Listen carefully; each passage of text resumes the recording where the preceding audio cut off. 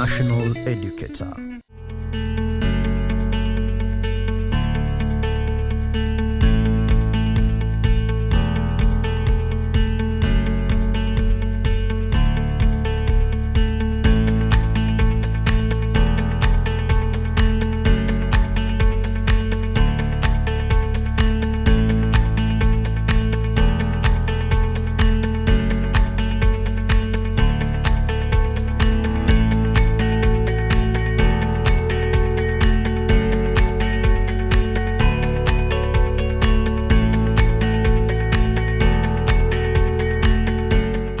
Welcome, dear learner, to our today's history and government revision session.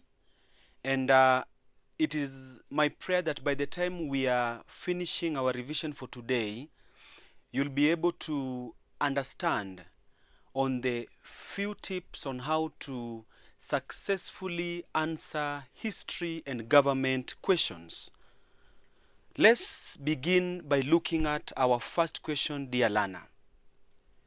The question states, identify 6 rights of an accused person in a court of law during trial in Kenya.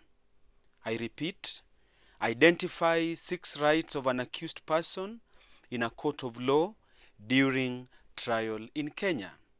So, dear learner, before you begin answering such a type of a question, it is important that you come to the fact that you have to identify leading words or keywords that will help you put the question together and answer it in the manner that is so accepted, so that you are able to avoid irrelevance.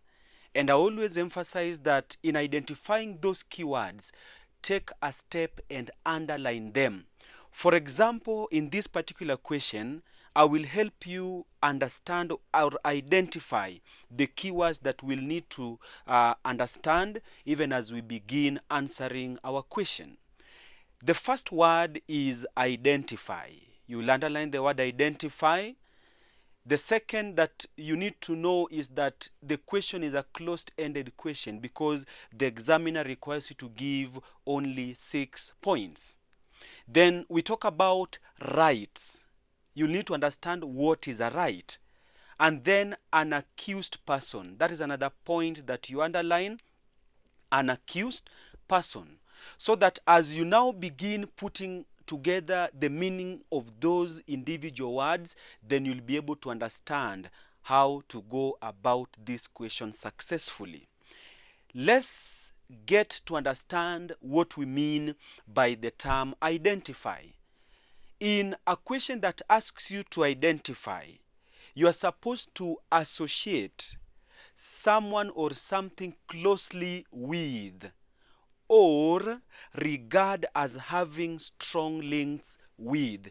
In other words, we will be associating the rights of an accused person before a court of law during trial. That is in terms of identifying what are these rights. The second terminology is rights. What are rights? Rights are legal entitlements of what is owed to a people or a person according to some legal system. So whatever is legally entitled to you and that nobody can take it or alienate it from your enjoyment, we call it a right. The third terminology is an accused person. Who is an accused person, dear learner? This is a person or group of people who are charged with or are on trial for a crime.